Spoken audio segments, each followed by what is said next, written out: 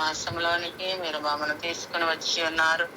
దేవా నాయన నీ రెక్కలు నేను భద్రతనిచ్చి ఉన్నారు. ఈ సహవాసంలో ఈ రీతిగా మేము సాగిపోవడానికి శాంతిని, సమాధానమును, సంతోషమును, ఎన్నో విషయాలను తెలుసుకోవడానికి మీరు మాకు ఇచ్చిన సమయాన్ని బట్టి వందనాలు ప్రభువా. ఎంతో మేము ధన్యులమై ఉన్నాం ప్రభువా. ప్రతి దినము నాయన మా యొక్క గృహములలో నాయన రక్షణ సునాదము వినబడుతూనే ఉన్నది ప్రభువా. మేము పాడుతున్నాము, ప్రార్థిస్తున్నారు, ఆరాధిస్తున్నారు, వాక్యాన్ని ఉపదేశిస్తున్నారు, మరి విజ్ఞాపన చేస్తూ ఉన్నారు ప్రభువా. కాబట్టి మేము ఎంతో ధాన్యులమై ఉన్నాము నాయన. ఈ సమయంలో నా నోట మీ మాటలు ఉంచండి, నన్ను మరుగు చేయండి. మీరు మాత్రమే ఘనత, మహిమ, ప్రభావములను పొందుకునమని నజరేయుడనే శక్తి గల నామం నా ప్రార్థించి స్తుతించడికి వేడుకుంటున్నాం మా తండ్రి. ఆమేన్. ఆమె సమయంలో సామెతల గ్రంథము 14వ అధ్యాయంలో మరి 3 రాళ్ళని కూర్చి 3 రాళ్ళు జ్ఞానం కలిగిన 2 స్త్రీలు ఉన్నారు కదా, వారు ఎవరో ఏంటో అనేది మనం తెలుసుకుందాము. మొదటి వచనంలో జ్ఞానవంతురాలు తన ఇల్లు కట్టును, 3 రాళ్ళు తన చేతులతో తన ఇల్లు కూడబెరుకును. 2 ఉన్నారు. జ్ఞానం కలిగినటువంటి ఒక స్త్రీ ఏమో ఒక దేశానికి రాణి అయినది, 3 రాలేమో దేశంలో నుండి వెలివేయబడింది. గల కారణము ఆమెలో ఉన్నటువంటి దుర్గుణాలు. ఒక రాణి అవడానికి ఆమెలో ఉన్న సద్గుణాలు, ఆమెలో ఉన్నటువంటి మరి మంచి లక్షణాలను మనం కొన్ని తెలుసుకుందాం. ఈ క్రమంలో నేను గ్రూప్ లో ఉన్న వారికి ఒక చిన్న క్వశ్చన్ వేస్తాను, అది మీరు చెప్పండి. చిన్నది, చక్కనిది, ఇంపైనది, దయను సంపాదించుకున్నది ఎవరు? ఆమె.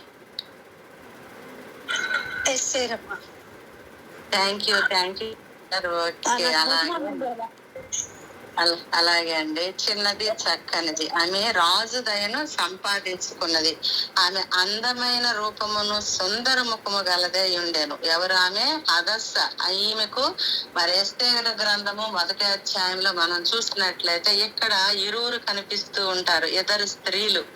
వీరిలో ఒక స్త్రీ వష్టిగా ఉన్నది. అహశ్వరేష్ రాజు యొక్క మొదటి భార్య వష్టి.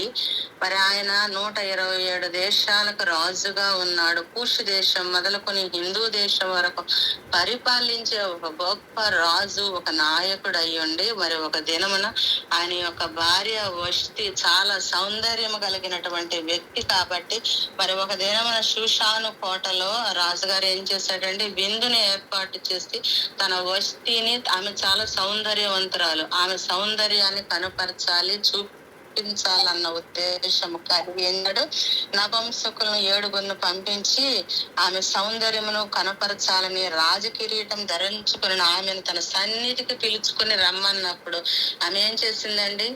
రాజు ఆజ్ఞను తిరస్కరించింది. రాజు మాటకు లోబడలేదు. ఆమెలో ఏమి లేదండి? లోబడే తత్వం లేదు. ఆమెలో ఏమి లేదండి? ఇక్కడ 3 రాలుగా కనబడుచు ఉన్నది. ఆమెకి జ్ఞానము లేదు, వివేకము లేదు, వివేచన లేదనమాట. ఆమె రాజు యొక్క దయను సంపాదించుకోలేకపోయిన వష్టిలో ఉన్నటువంటి దుర్గుణాలు ఏమై ఉన్నవి? అణుకువ లేదు. 127 దేశాలకు రాజుగా ఉన్నప్పుడు తన సౌందర్యాన్ని, తన అందాన్ని కనుపరచాలని గొప్ప విందును ఏర్పాటు చేసి 7 నపుంసకులను పిలిపించి రాణిని అంతఃపురానికి రమ్మన్నప్పుడు ఆమె రాకపోయినప్పుడు మరి ఆ రాజుకి ఇంక ఏమున్నదండి? 127 దేశాలకు రాజు అయ్యుండి కూడా ఇంటిలో ఉన్నటువంటి తన భార్య ఆయన మాటకు లోబడినప్పుడు అది ఎంతో అవమానానికి గుర్తుగా ఉన్నది. అందరు ఏమంటారు? 127 దేశాలను పాలిస్తున్నాడు కానీ ఇంటిలో ఆయన భార్య ఈయనకు లోబడలేదు అని చెప్పి ఎంతో అవమానకరంగా ఆమెలో ఉన్నటువంటి మూఢత్వం ఏమైందండి? 3 రాలుగా కనపడుతూ ఉన్నది.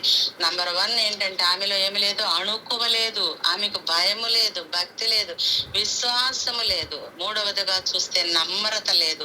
4వది గర్వముతో కనబడుతూ ఉన్నది, అహముతో కనిపిస్తూ ఉన్నది, అతిశయము, అవివేకము, అజ్ఞానము. జ్ఞానం అనేది ఉంటే ఆ దినమున రాజుగారు పిలిచినప్పుడు ఎంతో సంతోషముగా తన సౌందర్యాన్ని, తన గొప్పతనాన్ని 127 దేశాలకు ఆమె ఒక వష్టిగా ఉన్నప్పుడు ఎంత హుందాగా, ఎంతగా ఆమె వెళ్ళి మరి అక్కడ ఉంటే ఆమెకి ఎంత గొప్పతనం అండి, అది ఎంత ఆనందాన్ని ఇస్తుందండి.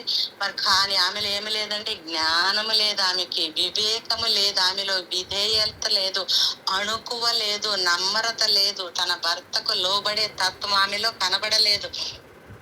నేనేంటి, నేను వస్తీని, నాకేంటి అన్న అహములో ఉన్నది కాబట్టి తన భర్తకు లోబడాలన్న ఆలోచన లేనటువంటి క్రమములో ఆమె ఎలా ఉన్నదండి? అజ్ఞానముతో, క్రమము లేదు ఆమెలో. ఆ భర్త యొక్క ఆజ్ఞను తిరస్కరించడమే అక్రమము. ఆమెలో ఏమి లేదని డిసిప్లిన్ లేదనమాట. కాబట్టి నేను రాను అనేటువంటి మూర్ఖత్వము కలిగి ఉన్నది, దయను సంపాదించుకోలేకపోయినది. వెంటనే రాజుగారికి తల కొట్టేసినట్లుగా అవమానముతో ఆయన ఎంతో ఒక మూఢురాలుగా కనబడుతూ ఉన్నది. జ్ఞానైన సొలొమోను గారు చెబుతూ ఉన్నాడు, జ్ఞానము కలిగిన స్త్రీ తన ఇల్లు కట్టుకొనును, మరి మూఢురాలు తన ఇల్లు కూడా పెరుక్కొని. అలాగా ఆ సమయంలో ఏమైపోయిందండి? ఆ రాజ్యాన్ని నుండి మరి తొలగించబడింది. దేని వలన? మూఢత్వమును బట్టి, బుద్ధిహీనతను బట్టి. అణుకువ లేదు, నమ్రత లేదు, విధేయత లేదు, వినయం లేదు, దేవుని యందు భయభక్తులు లేవు, విశ్వాసం లేని క్రమములో మూఢత్వమును బట్టి తన స్థితి అధోగతి పాలైపోయింది. ఆ క్రమంలో రాజుగారు ఏం చేశాడంటే వేదనతో ఏం చేస్తూ ఉన్నాడండి? ఇక్కడ కోపముతో రగులుకొని మరి ఆయన ఏం చేశాడు? ఇక్కడ మనం చూస్తే మొదటిది ఎస్తేరు గ్రంథం 1వ అధ్యాయము 14వ వచనములో మరి ఈయన రాజుగారు ఏం చేస్తున్నాడండి? కాల జ్ఞానులను చూచి వస్తీ విషయంలో చాలా బాధను కలిగి అగ్రపీఠంలో ఉన్న వారందరిని పిలిచి, రాణి ఈ విధంగా చేయడం ఎంతవరకు న్యాయం అని చెప్పి మరి అన్నప్పుడు అక్కడ ఉన్నటువంటి మరి ప్రధానులు వీరందరూ కూడాను, ఒక రాణి గారే వస్తీయే మీ మాట వినకపోతే మరి రేపటి నుండి మా ఇంట్లో ఉన్నటువంటి స్త్రీలు, ఈ యొక్క కోటలో, ఈ యొక్క మరి రాజ్యంలో ఉన్న స్త్రీలు ఎంత మాత్రం వింటారు? ఇది ఎంత అవమానము, ఎంతో ఇబ్బంది.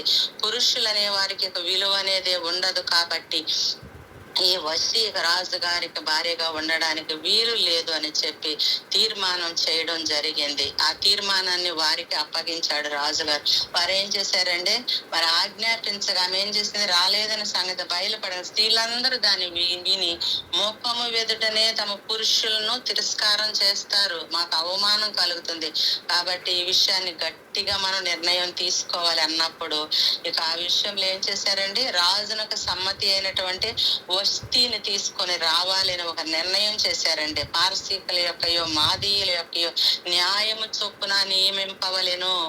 కాబట్టి ఈ క్రమంలో వస్తీ కంటే యోగ్యురాలని తీసుకుని వస్తాను. మ్యూట్ లో పెట్టుకోండి దయచేసి. హలో, ఉంది, మ్యూట్ లో పెట్టుకోండి దయచేసి.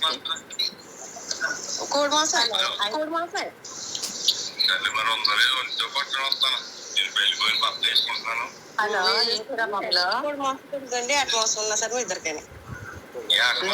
నిర్ణయం జరిగింది. కూర వండటానికి అంటున్నారా? హలో అన్నగారు, హలో అన్నగారు, అన్నగారు, అన్నగారు నోట్లో పెట్టండి. చెప్పండి. చెప్పమ్మా. రక్షణ ఆంటీ, హలో ఆంటీ, ఆంటీ రక్షణ ఆంటీ మ్యూట్లో పెట్టేసుకున్నారు. సరే, ఈ క్రమంలో ఏం జరిగిందండి? మూఢురాలు తన ఇల్లు కూడా పెరుకును నిర్ణయం జరిగిపోయింది. ఎలాంటి రాణి గారి రాజుగారి మాట వినప్పుడు మాలాంటి సామాన్యుల మాట స్త్రీలు వింటారా? ఇది ఎంత అగౌరవంగా ఉంటుంది. కాబట్టి ఈమెను ఈ అంతఃపురం నుండి పంపించేయాలి, తొలగించేయాలని చెప్పి మాదీయుల యొక్క పారసీకుల యొక్క చొప్పున దాన్ని ఏం చేశారు? నిర్ణయించేశారు. అక్కడ ఉన్న ప్రజలందరూ అంటున్నారు, అంతకంటే శ్రేష్టమైనటువంటి వస్తీని రాజుగారికి మేము తీసుకుని వస్తామని చెప్పి నిర్ణయం జరిగినప్పుడు ఇక రెండవటిగా ఏం చేశారంటే రాజుగారికి మంచి వస్తీని తీసుకురావాలని చెప్పి నిర్ణయం జరిగినప్పుడు ఇక్కడ మనం చూసినట్లయితే 2వ అధ్యాయంలో ఇక్కడ షూషాను కోటలో 5వ వచనం నుంచి మనం చూసినట్లయితే ఇక్కడ షూషాను కోటలో బెన్యామీనీయుడు కీషునకు పుట్టిన షిమీ కుమారుడు యాయీరు వంశస్థుడు మొర్దెకై ఒక యూదుడు ఉండెను. ఆ సమయంలో మరి నెబుకద్నెజరు ఏం చేశాడండి, మరి యెకొన్యాను పట్టుకొని పోయినప్పుడు ఇతడు యెకొన్యాతో కూడా యెరూషలేము నుండి చెరపట్టబడిన వారిలో ఒకడుగా ఉన్నాడు. ఈ మొర్దెకై యొక్క మరి సహోదరి ఈ ఎస్తేరు. మరి ఎస్తేరుకు 2 నామాలు కలిగి ఉన్నదండి. ఒకటి హదస్త. హదస్త అనగా మరి హిబ్రూ నామం అండి, అర్థము గొంజి చెట్టు అని అర్థము. మరి వినయానికి సువాసనకి ప్రతీకగా కనగబడుతూ ఉన్నది. నలుగుగొట్టబడినప్పుడు సువాసననిచ్చేది వెదజల్లినట్టే మరి కష్టాల్లో కూడా మరి హదస్త ఎలా ఉన్నదండి, విశ్వాసములో ప్రకాశించినదిగా, శాంతికిని ఆశీర్వాదాలకు చిహ్నంగా కనబడుతూ ఉన్నది హదస్త. రెండవదిగా ఎస్తేరు అనగా పర్షియా నామం, పార్శిక నామం, అర్థము నక్షత్రము. ప్రభు అని యేసుక్రీస్తు వారు ఈ లోకంలో జన్మించినప్పుడు ఆకాశంలో ఒక నక్షత్రం పుట్టినది. ఆ నక్షత్రమును వెంబడిస్తూ జ్ఞానులు ఈ లోకమునకు వచ్చారు. ఆ నక్షత్రం ఎక్కడ ఆగినదో అక్కడ ప్రభు అని యేసుక్రీస్తు వారు మరియ ఉన్న ఇంటిలోనికి వెళ్ళి సాగిలపడి సాష్టాంగపడి వారు మరి సమర్పించుకున్నట్లుగా మనం చూస్తూ ఉన్నాం. అలాగే ఎస్తేరు అనగా నక్షత్రం అని అర్థము, పార్శిక భాషలో నక్షత్రముని అర్థము. అయితే వీరు మరి యెరూషలేము నుండి వీరు ఆ కాలములో మరి నెబుకద్నెజరు వీళ్ళని ఏం చేశాడు, యూదులైన వారిని మరి బానిసలుగా పట్టుకుని వచ్చినప్పుడు వారి యొక్క ఇబ్బందుల్లో చీకటి కాలంలో మరి ఈ ఎస్తేరు ఆశా నక్షత్రంలా ప్రకాశించిందండి. దాచబడినది అని కూడా అర్థం కూడా ఉంది. దేవుడు ఏం చేశాడండి, తెర వెనక పని చేసి తన ప్రజలను ఆమె ద్వారా రక్షించుకున్నాడు. కాబట్టి ఈ సమయంలో మరి ఎస్తేరు అనగా నక్షత్రము, హదస్స అనగా సువాసన కలిగినది, ఇంపైనది, నలగగొట్టబడినది అర్థం కనబడుతూ ఉన్నది. ఆ క్రమంలో మొర్దెకై మరి వచ్చి ఉన్నప్పుడు హదస్స తల్లిదండ్రులు ఇరువురు చనిపోయారు. చనిపోయిన క్రమములో ఈమెను స్వీకరించాడు మొర్దెకై. మరి తన పినతండ్రి కుమార్తె అంటే బాబాయ్ కుమార్తె సహోదరిగా అన్న చెల్లెళ్ళు ఇద్దరు, వీరిద్దరు కూడా మరి స్వీకరించబడినప్పుడు ఇక్కడ ఏం జరిగిందంటే మరి 8వ వచనంలో మనం చూస్తే రాజాజ్ఞయు అతని నిర్ణయం ప్రచురం చేయబడినప్పుడు కన్యకులు అనేకులు షూషాను కోటకు పోగు చేయబడ్డారండి. ఆ సమయంలో ఆ కన్యకల్లో ఈ చిన్నది కూడా ఉన్నది, ఎస్తేరు కూడా ఉన్నది. ఆ సమయంలో హేగే వశమునకు అప్పగింపబడగా ఎస్తేరును రాజు యొక్క నగరునకు తేబడి స్త్రీలను పాయు హేగే వశమునకు అప్పగింపబడిను. ఈమెను అప్పగించారు, ఆ హేగే వంశమునకు అప్పగించబడింది. ఆ చిన్నది అతని దృష్టికి ఇంపైనది గనుక హదస్స అనగా ఇంపైనది, సువాసన కలిగినది. ఆ చిన్నది చక్కనిది, ఇంపైనది. ఆమె ఎవరు, ఎస్తేరు. అయితే ఆమె అతని వలన దయ పొందెను. చూడండి, అంటే ఈమెలో ఏమున్నదండి, అణుకు ఉన్నది. ఈమెలో ఏమున్నదండి, తగ్గింపు జీవితము కలిగి ఉన్నది. ఆ వస్తీలో అవన్నీ లేకపోగా దయను సంపాదించుకోలేక 3 రాలుగా తన యొక్క అంతఃపురంలో తన హోదాని, తన అధికారాన్ని, తన గొప్పతనాన్ని, తన ఐశ్వర్యాన్ని, తన రాజు కిరీటాన్ని సమస్తమును పోగొట్టుకున్నది. కేవలము గర్వము, అహము, అతిశయము, అజ్ఞానము, అవివేకము, అవిశ్వాసము, మూఢత్వం వల్లనే, కేవలం వాటి వల్లనే తన హోదాను పోగొట్టుకోవడం జరిగింది. అయితే ఇక్కడ హేగే ఏమంటున్నాడండి, 9వ వచనంలో 2వ అధ్యాయము, ఆ చిన్నది అతని దృష్టికి ఇంపైనది గనుక ఆమె అతని వలన దయ పొందెను. ఎంతటి ధన్యకరం అండి. ఎస్తేరు చిన్నది, చక్కనిదని ఎంతో చక్కగా వర్ణిస్తూ ఉన్నాడు హేగే. కాబట్టి ఆమె పరిమళ క్రియల కొరకైన వస్తువులను, ఆమె కావలసినటువంటి భోజన పదార్థములను రాజు ఇంటిలో నుండి ఆమెకు ఇయ్యవలసినటువంటి 7 ఆడపిల్లల్ని ఏర్పాటు చేసేసాడండి. ఏర్పాటు చేసేసి ఇక్కడ ఏం చెప్తున్నాడండి, అంతఃపురములో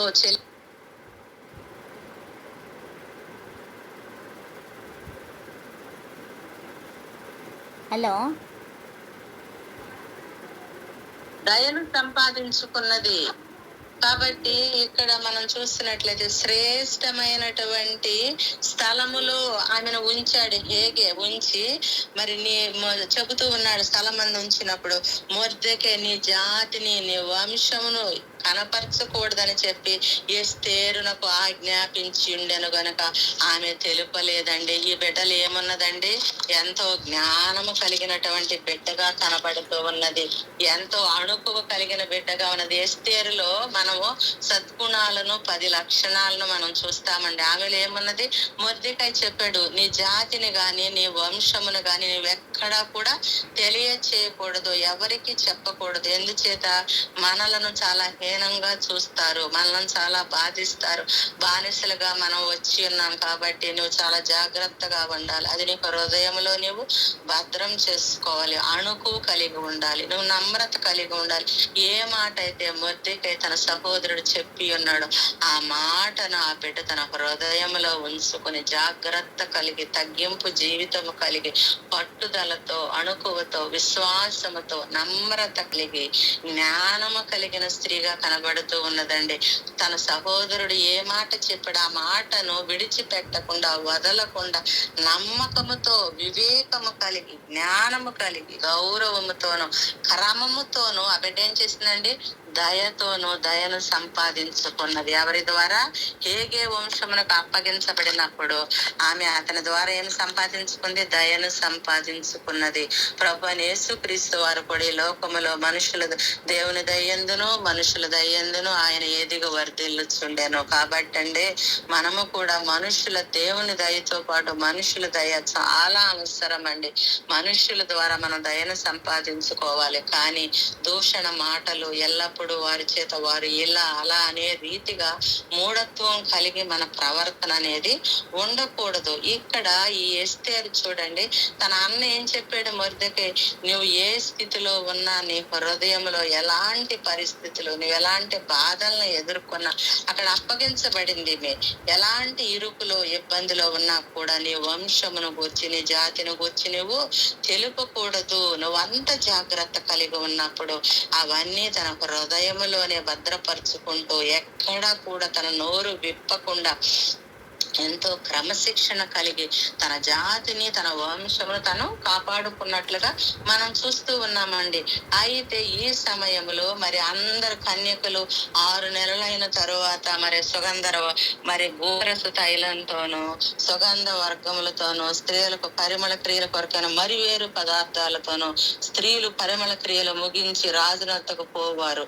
సంవత్సరం అయిన తర్వాత ఒక్కొక్క కన్యకను రాజునొద్దకు పంపిస్తూ ఉన్నారు. చివరికి మరి ఎస్తేరు సమయం వచ్చిందండి. వచ్చినప్పుడు హేగే ఇచ్చిన పరిమళ ద్రవ్యాలు తప్ప మరి ఆమె ఏది ఎక్స్ట్రా ఏది అడగలేదండి.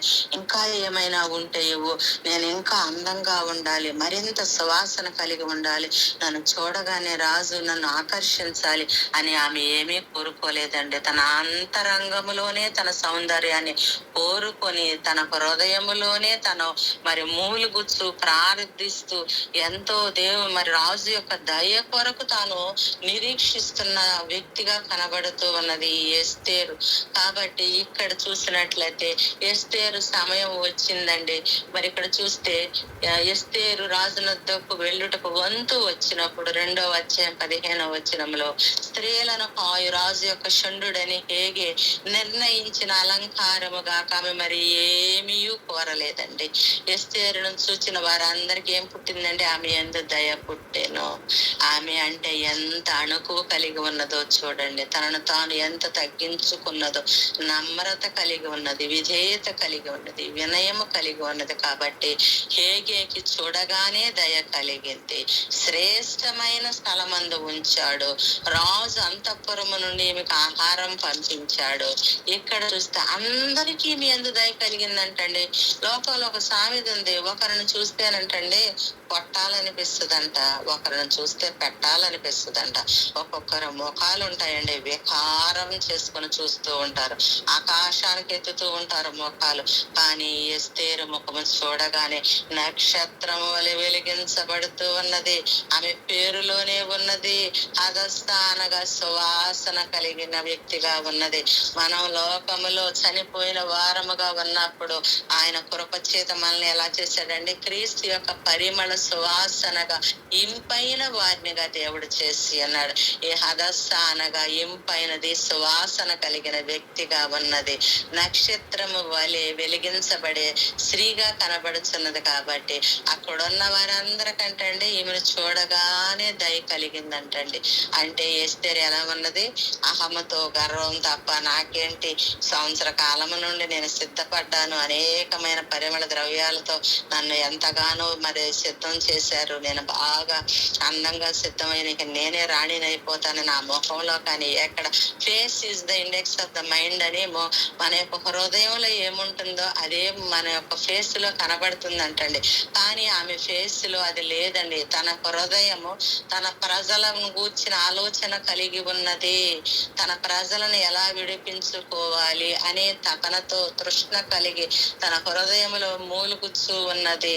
ఎలాగైనా రాజు దృష్టికి నేను దయ పొందాలి, నన్ను నేను తగ్గించుకోవాలి, అణుకు కలిగి ఉండాలి అనే ఒక నిరీక్షణతోనే తను ఎదురు చూస్తూ ఉన్న స్త్రీగా ఎస్తేరు కనబడుతూ ఉన్నది. అందరికీ దయ కలిగిందంటండి. అంటే ఈమె ఎలా ఉన్నదో చూడండి, ఆమె ప్రవర్తన ఎలా ఉన్నదో చూడండి. ఆమె విషయంలో అందరికీ దయ పుట్టెను.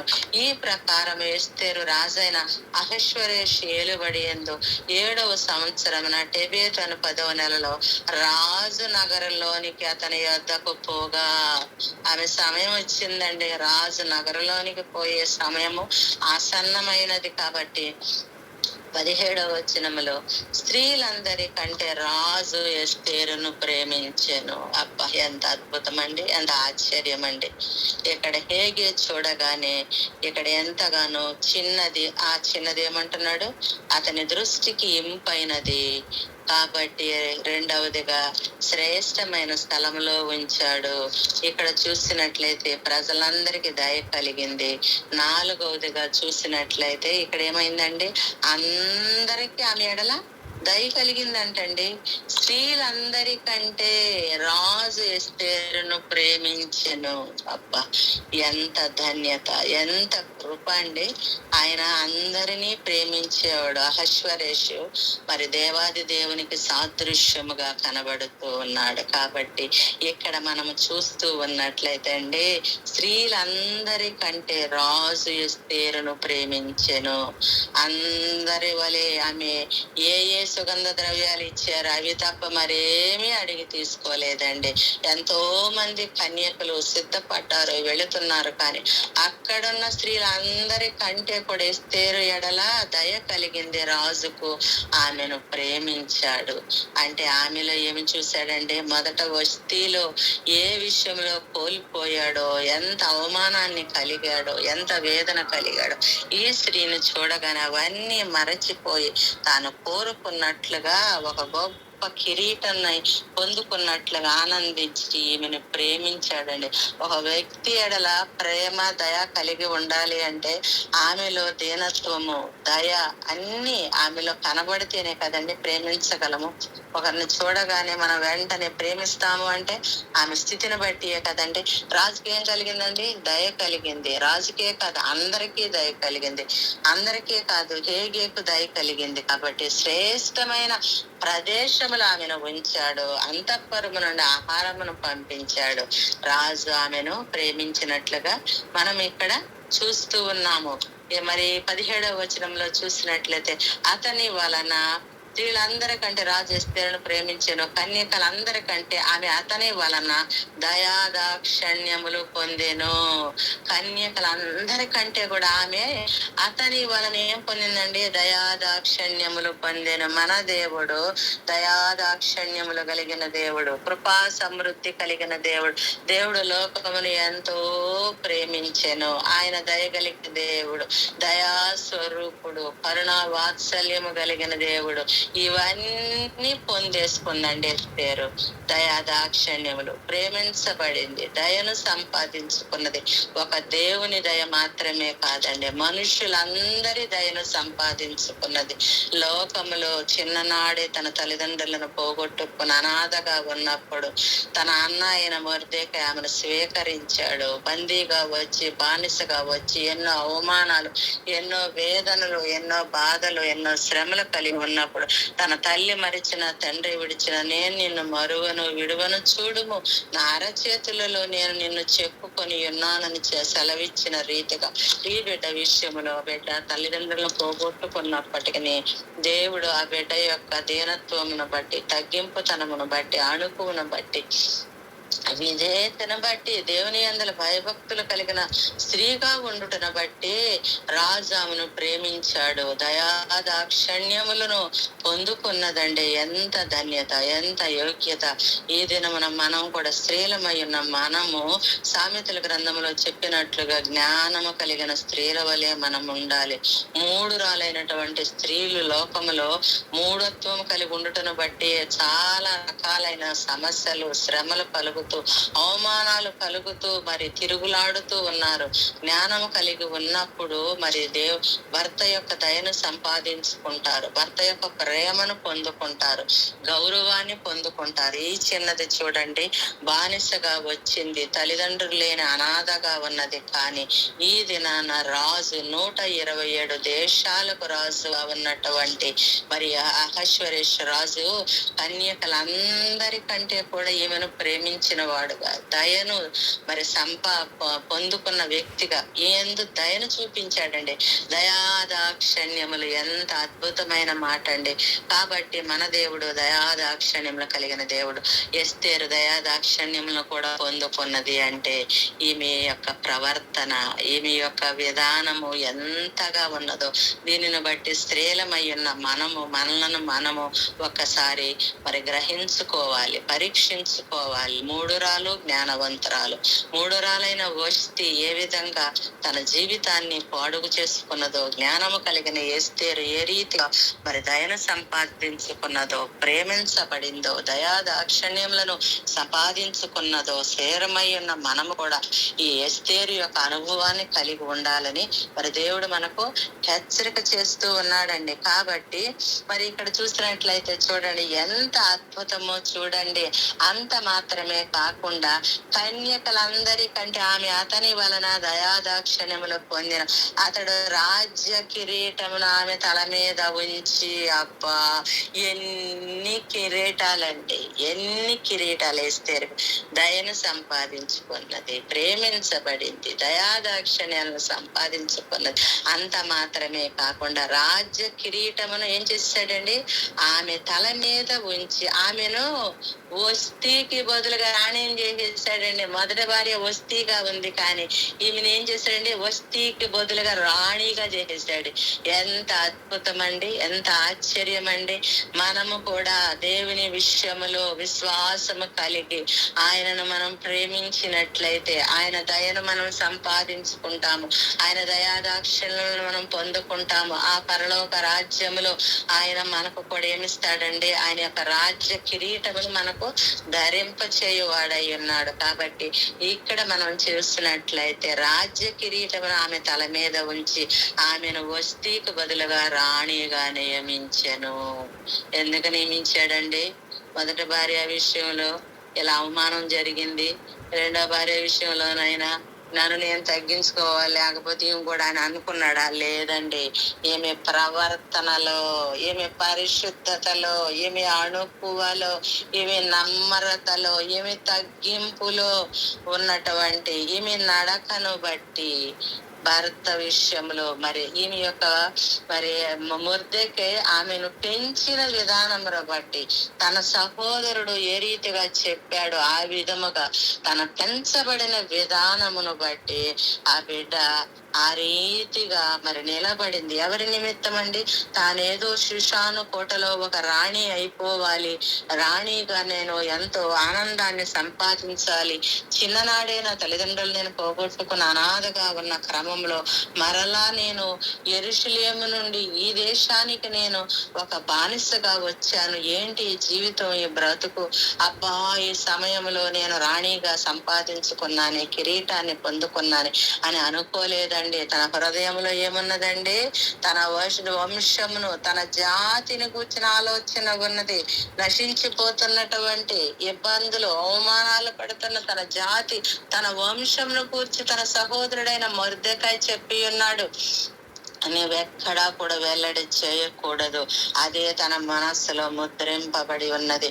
వారిని పట్టి తనేం చేస్తున్నది, తనను తాను తగ్గించుకుని వినయ మనస్కురాలే, దీన మనస్కురాలే.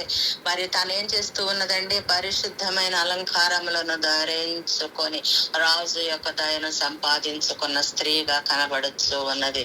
ఈ క్రమములో ఇక్కడ చూసినట్లయితే ఈమె రాణిగా నియమించినప్పుడు రాజు తన అధిపతులందరికీ సేవకులందరికీ ఎస్తేరు విషయమే అబ్బా ఎంత గొప్ప ఆధిక్యతను సంపాదించుకున్నదండి. తల్లిదండ్రులు లేనిటువంటి అనాథగా ఉన్న ఆ యొక్క ఎస్తేరు మరి ఈ సమయంలో బానిసగా వచ్చిన ఎస్తేరండి, చూడండి ఎంత ఘనత, వస్తీకి బదులు రాణి అయిపోయింది, కిరీటాన్ని పొందుకున్నది. ఇక్కడ చూసినట్లయితే రాజుగారు ఏం చేస్తున్నాడండి, అధిపతులందరికీ సేవకులందరికీ ఎవరి విషయంలో, ఎస్తేరు విషయమై ఒక గొప్ప విందు చేయించాడండి. గొప్ప విందు చేయించి సంస్థానములలో సెలవు దినం ప్రకటించేశాడండి. అబ్బా ఎంత ధన్యకరం అండి. సెలవు దినమే ప్రకటించేశాడు. ఎవరిని బట్టి, ఎస్తేరును బట్టి సెలవు దినం ప్రకటించేసి రాజు స్థితికి తగినట్టుగా, అమ్మో మాటల 127 దేశాలకు రాజుగారి స్థితికి తగిన బహుమానాలు అంటే ఏ రేంజ్ లో ఉంటాయి చూడండి. అసలు ఏ రేంజ్ లో బహుమానాలు ఇచ్చి ఉంటాడు. ఆ దినాల్లో బంగారము వెండి తప్ప ఏది లేదు కదండి వాడుకలో. ఇక ఏ రీతిగా ఇచ్చి ఉంటాడో బహుమానాలు అందరికి ఇచ్చేసాడండి ఎస్తేరును బట్టి.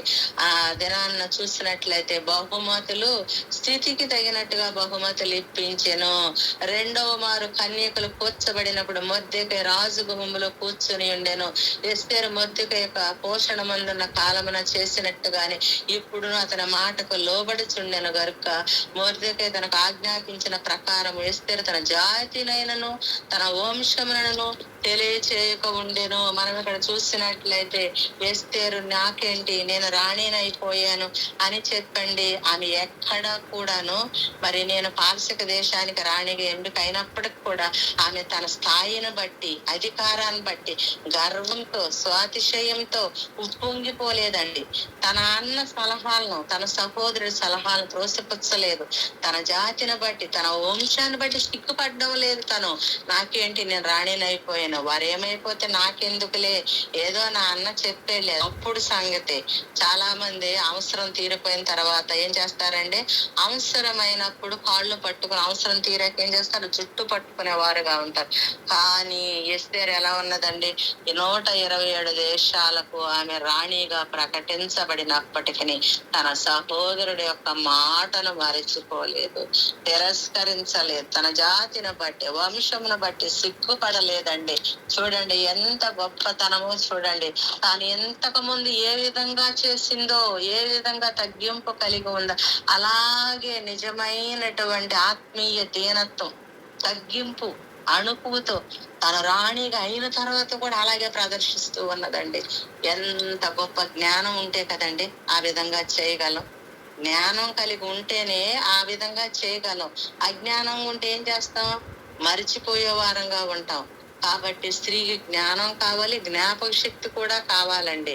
జ్ఞానంతో పాటు జ్ఞాపక శక్తి, రెండు కూడా కవల పిల్లలు లాంటివి. ఈ లోకంలో బీపీ, షుగర్ ఎలా ట్విన్స్ లాగా ఉంటాయో, జ్ఞానము, జ్ఞాపక శక్తి రెండు చాలా మనకు ముఖ్యం అన్నమాట.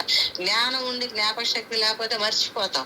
ఏ ఎస్తేర్లు ఏమన్నాయి, రెండు ఉన్నాయి, జ్ఞానము ఉన్నది, జ్ఞాపక శక్తి ఉన్నది. కాబట్టి 127 దేశాలకు తన రాణిగా మరి ఎన్నికైనప్పటికీ కూడాను తన యొక్క జాతిని, తన వంశమును, తన సహోదరుడు చెప్పినటువంటి మాటను తాను మరచిపోలేదండి. ఆ స్థితిలో కూడా తన ఆత్మీయమైన దీనత్వమున కలిగిన స్త్రీగానే కనబడుతూ ఉన్నది. కాబట్టి ఆమెలో ఉన్నటువంటి లక్షణాలు, మరి సద్గుణాలు ఎంత గొప్పవో కదా. కాబట్టి మొర్దెకై చెబుతూ ఉన్నాడు, మరి నువ్వు చాలా జాగ్రత్త కలిగి ఉండాలి. నీ జాతిని గాని, మరి నీ యొక్క వంశాన్ని నువ్వెక్కడ కూడా తెలియచేయకూడదు. నువ్వు ఒకవేళ రాణి అయిపోయావు కాబట్టి నాకేంటి నువ్వు అనుకుంటున్నావేమో, నువ్వు చాలా జాగ్రత్త కలిగి ఉండాలి అని చెప్పినప్పుడు ఆ రీతిగానే ఉన్నదండి. మనము చూస్తున్నట్లయితే 7వ అధ్యాయంలో ఆ క్రమంలో మరి యూదుల విషయంలో ఈ హామాను మరి మొర్దెకై మరి మోకరిల్లడం లేదు, నమస్కారం చేయడం లేదని హామాను ఏం చేస్తున్నాడండి, ఒక ప్రకటన తెచ్చేసాడు. ఇతను నా విషయంలో చాలా మరి డిసిప్లిన్ గా లేకుండా నా విషయంలో మరి మోకరిల్లడం లేదు, నమస్కారం చేయడం లేదు, చాలా గర్వంగా ఉంటూ ఉన్నాడు అన్నప్పుడు రాజుగారి దగ్గర నుంచి ఒక నియమం తెచ్చాడు. యూదులందరినీ చంపేయాలి, హతమార్చేయాలని చెప్పి నియమం తీసుకుని వచ్చినప్పుడు ఈ మొర్దెకై ఎస్తేరుకు ఒక విషయాన్ని తెలియజేశాడు. వేదన పడుతున్నాడు, బాధపడుతూ ఉన్నాడు. అప్పుడు ఎస్తేరు అంటూ ఉన్నది, నువ్వేమి మరి తాను కూడా రాణి అయి ఉండి కూడానండి ఏం చేస్తున్నాడు, 5వ అధ్యాయంలో మనం చూస్తున్నట్లయితే మరి హామాను చేస్తున్నటువంటి పని విషయంలో మరి మొర్దెకై ఎంతో వేదన పడుతున్నాడు. 4వ అధ్యాయంలో జరిగినదంతా తెలియగా మొర్దెకై తన బట్టలు చింపుకుని 3వ అధ్యాయంలో ఏం చేశాడండి, ఈ హామాను ఏం చేశాడు, వీళ్ళందరినీ హతం చేసేయాలని ఒక నియమాన్ని తీసుకుని వచ్చాడు. ఆ విషయం మొర్దెకైకి తెలిసి మొర్దెకై ఏం చేస్తున్నాడండి, 4వ అధ్యాయంలో మరి బట్టలు చింపుకొని గోను పట్ట వేసుకుని బూడిద పోసుకుని శోకంతో రోదనతో రాజు గుమ్మం ఎదుట ఏడుస్తూ ఉన్నాడు. ఆ విషయం ఎస్తేరుకి తెలిసి బట్టలు ఇచ్చి పంపించింది, కానీ ఆ బట్టలు ఏమి తీసుకొనలేదు. ఇక్కడ ఈమె ఏం చేసిందండి, 4వ అధ్యాయంలో మరి ఎస్తేరు మొర్దెకైతో చెప్పింది, నువ్వు వెళ్ళి షూషాన్ నందు కనబడినటువంటి యూదులందరినీ సమాజ మందిరానికి సమకూర్చి నా నిమిత్తము ఉపవాసం ఉండి 3 దినాలు అన్నపానాలు చేయకుండుడి, నేనును నా పని కత్తెలను. ఈమె రాణి అయ్యుండి కూడాను ఏం చేస్తుందండి, ఈ లోకపు తన భర్త మీద ఆధారపడలేదండి. ఈమె ఏం చెప్తే అదే కదా, ఈమె ఏం చెప్తే అదే రాజుగారు వింటాడు. కానీ ఈమె ఏం చేస్తూ ఉన్నదండి, పరలోక బంధన రాజు మీద ఆధారపడి ఉన్నది. ఈ లోకపు మనుషులను రాజులను మీరు నమ్ముకొనకుడి, యెహోవాను ఆశ్రయించుడని మనం కీర్తన గ్రంథంలో చదువుతాం కదా. ఒక రాణి అయ్యుండి తన భర్త అయినటువంటి రాజు మీద ఆధారపడలేదు, కానీ 3 దినములు తన పని కత్తెలు ఈమె కూడా రాజవస్త్రములను తీసివేసి ఆ షూషాను కోటలో 3 దినములు ఉపవాసం ఉండి ప్రార్థన చేసిందండి. ఎంతో దుఃఖముతో ఉపవాసముతో ప్రార్థన చేస్తున్న వ్యక్తిగా కనబడుతూ ఉన్నది.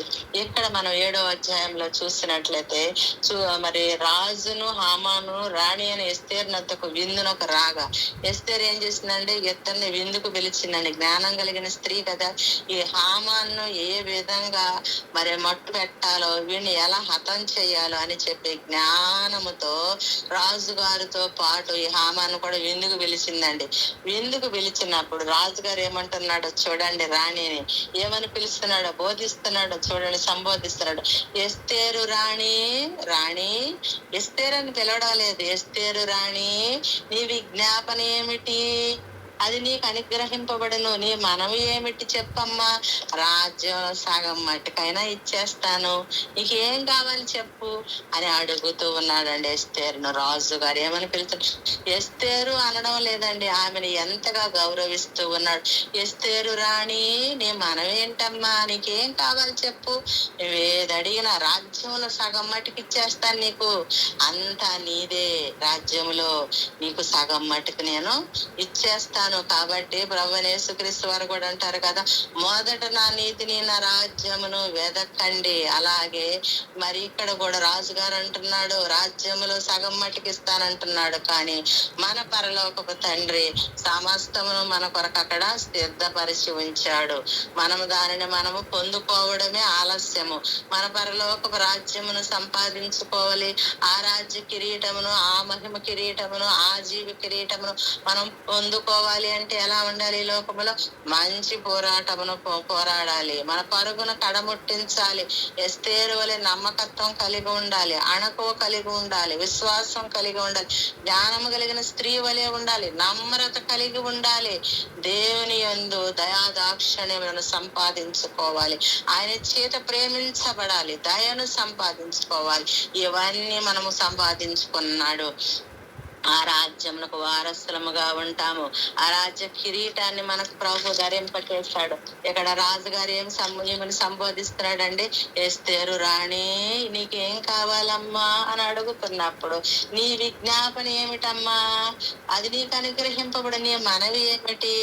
ఇక్కడ ఏమేం చేస్తుందండి? విజ్ఞాపన చేస్తుంది. తనను తాను తగ్గించుకుని దేన మనస్సు కలిగి నేనేంటి రాణి అని చెప్పి అక్కడ ఆమె తన ఆహాన్ని, తన యొక్క మరి హోదాని చూపించుకోవడం లేదు. మీ హామాను మమ్మల్ని మేము బానిసలుగా వచ్చాము, మమ్మలను అణిచివేయాలని, చంపివేయాలని ఈ దుర్మార్గుడైనటువంటి హామాను ఒక చట్టాన్ని తీసుకుని వచ్చాడు కాబట్టి వీడిని నశింప చేయి అని తను మాట్లాడడం లేదండి. ఎంతో జ్ఞానముతో, తెలివితో మనవి చేసుకుంటుంది. రాజు దగ్గర తగ్గించుకుని విజ్ఞాపన చేస్తూ ఉన్నది, మొర్ర పెడుతూ ఉన్నది. తదుపరి మన విజ్ఞాపన చేస్తాం కదా దేవుని యొద్ద. అలాగా విజ్ఞాపన ఏంటమ్మా, నీ మనవులేంటి తల్లి చెప్పు, నీకేం కావాలి? రాజ్యంలో సగం మటుకి ఇచ్చేస్తానన్నప్పుడు ఈ రాణి, అయ్యా నీ రాజ్యంలో నాకు సగం అక్కర్లేదు, కానీ ఏమంటున్నదండి? రాజా అంటూ ఇక్కడ ఏం మాట్లాడుతున్నది చూడండి. అప్పుడు రాణి అని ఎస్తేరు ఇలాగూ ప్రత్యుత్తరం ఇచ్చాను. ఎప్పటి వరకు ఎస్తేరుగా ఉన్నది, హదస్సాగా ఉన్నది. ఇప్పుడు ఈమెకి ఏమొచ్చిందండి? రాణి అయిన ఎస్తేరు. మనము కూడా దేవుణ్ణి, మనము ఆయన నామం ఎరిగి ఉన్నప్పుడు ఆయన మనల్ని ఘనపరిచే దేవుడు అయి ఉన్నాడు. అతడు నన్ను ప్రేమించుచున్నాడు కాబట్టి నేను అతడిని తప్పించదను. ఎస్తేరు ఆయనను ప్రేమించింది కాబట్టి ఆమె ఆ యొక్క బానిసత్వము నుండి ఆమె తప్పించబడింది. ఆయన నామం ఎరిగి ఉన్నది కాబట్టి ఆమె ఘనపరచబడింది. ఏ విధముగా ఘనపరచబడింది? ఎస్తేరు నుండి రాణిగా ఘనపరచబడింది. కాబట్టి నీవు నేను కూడాను దేవుని నామమును ఎరిగి ఉన్నప్పుడు మనము కూడాను ఘనపరచబడే వారముగా ఉంటామండి. కాబట్టి ఇక్కడ చూసినట్లయితే ఇక్కడ ఏమంటున్నదండి? ఆమె రాణి అయిన ఎస్తేరు ఇలాగ ప్రత్యుత్తరం ఇచ్చిన, రాజా చక్కగా తగ్గించుకుని, రాజా ఆయనేమో ఎస్తేరు రాణి అని అంటుంటే ఈమెమంటున్నదండి? రాజా, ప్రభువా, యేసయ్యా, అయ్యా నా సమస్యలు ఇవయ్యా, నా విజ్ఞాపన ఇదయ్యా, నా రోదన ధ్వని ఇదయ్యా, అయ్యా నా వంశం వారు, అయ్యా నా జాతి వారయ్యా, నా రక్త సంబంధికులయ్యా లోకంలో నశించిపోతున్నారయ్యా, పాపములో, శాపములో, నాయన అంధకారములో, వ్యభిచార కోపములో అయ్యా భయంకరమైన స్థితిలో ఉన్నారయ్యా, అయ్యా అయ్యా అయ్యా అని చెప్పి మనం కూడా దేవుని సన్నిధానంలో విజ్ఞాపన చేసే వారంగాను, విన్నవించే వారంగాను, మనము చేసుకునే వారంగా ఉన్నప్పుడు దేవుడు ఆలకిస్తాడు. మరి ఎస్తేరు యొక్క మనవులు, విజ్ఞాపన ఏంటి? ఆమె హృదయంలో ఉన్న మూలుగులేంటి? తన సహోదరుడు ఏం చెప్పాడు? మొర్దెకాయ్, నీవు ఒకవేళ రాజ్యానికి నేను రాణినై ఉన్నాను, నాకేంటే నువ్వు అనుకుంటున్నావేమో, మరి ఒక దిక్కు నుండి మాకు సహాయము కలుగును. యెహోవాయే మాకు దిక్కు, దేవుడే మాకు దిక్కు. ఈ లోకంలో నీవు రాణి అయిపోయావు కాబట్టి నీ జాతిని, నీ వంశమును, నీ అన్నాన్ని ఒకవేళ మర్చిపోవచ్చును, కానీ జీవము కలిగిన దేవుడు, ప్రాణం పెట్టిన దేవుడు, రక్తమును చిందించిన దేవుడు, రక్తములో కడిగి పరిశుద్ధతనిచ్చిన దేవుడు, పరలోకములో స్వాస్థ్యమును, పరలోకము గవినిలో మరి నివాసములు ఏర్పాటు చేసిన దేవుడైతే మరిచిపోడమ్మా అని చెప్పి తన సహోదరికి హెచ్చరిక చేస్తూ ఉన్నాడు మొర్దెకాయ్. ఒకవేళ నీవు మర్చిపోవచ్చేమో, నీ అధికారమును బట్టి, నీ హోదాను బట్టి, నీ కిరీటమును బట్టి, నీ యొక్క దేశాలను బట్టి, నీ భర్త రాజును బట్టి, కానీ మరి ఒక దిక్కు నుండి సహాయము కలుగును.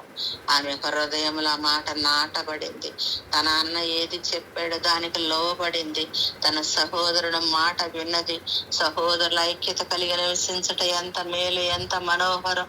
తన తల్లిదండ్రులను కోల్పోయిన క్రమంలో తన అన్న చేర తీశాడు, ఆదరించాడు, తల్లిదండ్రులు లేని లోటును తీర్చాడు, ఆ బాధను తీసివేశాడు, బహుగా ప్రేమించాడు, ఏ లోటు లేకుండా చూసుకున్నాడు. బానిసలుగా యెరూషలేము నుండి నెబుకద్నెజరు కాలంలో పట్టబడి వచ్చినప్పుడు తన కౌగిటిలో తను ఎంతగానో ఆ బిడ్డను ఆదరించిన వాడుగా ఉన్నాడు.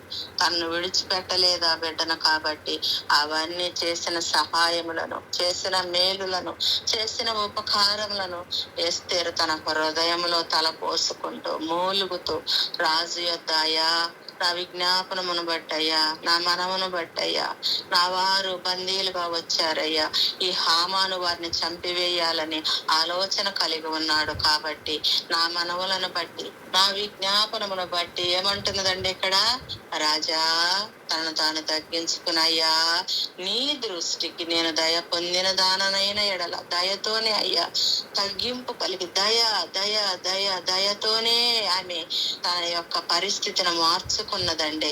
దయతోనే స్థుతి అంటండి, స్థితిని మారుస్తుంది అంటండి. కాబట్టి దయతోనే ఆమె ఏమంటున్నది, నా అధికారం నేను ఏది చెప్తే అది చెయ్యాలి, ఈ హామానుగాడు మా జాతిని మా వంశంని హతం చేసేయాలని, మా అన్న వీడికి నమస్కారం చేయడం లేదని కక్ష పెట్టుకుని మమ్మల్ని అందరినీ నశింప చేయాలని ఆలోచన కలిగి ఉన్నాడు. వీడిని వెంటనే ఇమ్మీడియట్లీ ఇక్కడి కోట నుండి తరివే, వీడిని ఇంటి వారిని చంపే, వీడుకున్న 10 మంది బిడ్డలను భార్యనని చెప్పలేదండి. చెప్పకుండా ఏమంటున్నది, అయ్యా నా విజ్ఞాపనమును బట్టి నా మనవులను బట్టి రాజు అయిన నీ దృష్టికి నేను దయ పొందిన ఎడల, నీకు సమ్మతి అయితే, రాజు అయిన తమకు సమ్మతి అయితే, నా విజ్ఞాపనం బట్టి నా ప్రాణమును, నా మనవిని బట్టి నా జనులను నాకు అనుగ్రహింపబడదురుగాక. ఎంతగా మొరపెడుతుందండి తన భర్త అయిన రాజు దగ్గర, అయ్యా నా జనులు నేను విడిపించబడాలయ్యా, నా ప్రార్థనను బట్టి నా విజ్ఞాపనమును బట్టి నా ప్రాణమును, నా జనులు బందీలుగా ఉన్నారు, బానిసలుగా ఉన్నారు, నా సహోదరుడు నేను అనాథగా ఉన్నప్పుడు, నా తల్లిదండ్రులు నేను పోగొట్టుకున్నప్పుడు నన్ను ఆదరించాడు, నాకు ఒక బాధ్యతను చెప్పాడు, నన్ను బట్టి నా అన్న మేమిరువురు కాదయ్యా, నా జనులు ఉన్నారయ్యా, నా వంశపు వారు ఉన్నారయ్యా, అయ్యా నా జాతి వారు ఉన్నారయ్యా, వారెవ్వరు నశించుకోవటం కాదయ్యా, వారందరూ రక్షించబడాలయ్యా, నీ రాజ్యంలో వారందరూ ఉండాలయ్యా, నేను ఒక్కదాన్ని రాజ్యానికి రాణిగా ఉంటే ప్రయోజనం లేదయ్యా, నా వారందరూ విడిపించబడాలయ్యా, రక్షించబడాలయ్యా, ఈ కోటలో అందరూ ఆనందంగా ఉండాలయ్యా నాయనా అని చెప్పి రాజు దగ్గర విజ్ఞాపన చేస్తూ ఉన్నది. నేను రాణినైపోయాను, ఇంకా నాకేంటి అనేటువంటి అహమతో లేదండి. కాబట్టి మనము కూడాను దేవుని సన్నిధానములో ఏమని విజ్ఞాపన చేయాలి, ఏమని మనం చేయాలి, నశించిపోతున్న మన యొక్క రక్త సంబంధీకుల కొరకు, నశించిపోతున్నటువంటి అనేక మంది కొరకు, రాజుల కొరకు, అధికారుల కొరకు, మనుషులందరి కొరకు మనం ఎంతగానో ఎస్తేరు అనుభవం కలిగి తన చీకటి రాజ్యములో, చీకటి దినాలలో ఒక ప్రకాశించబడినటువంటి వెలుగు తేజముగా మరి తాను ఉండి దేవుడు ఆమెను నడిపించి తన ప్రజలైన వారిని విడిపించాడు.